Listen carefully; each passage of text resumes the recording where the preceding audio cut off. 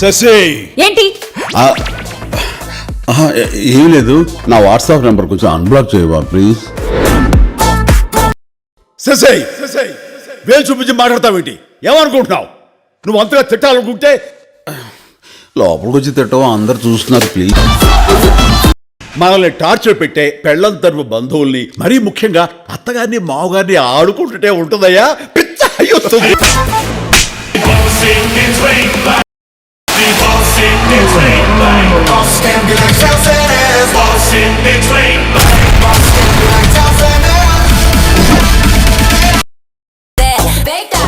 శశి ఏంటి?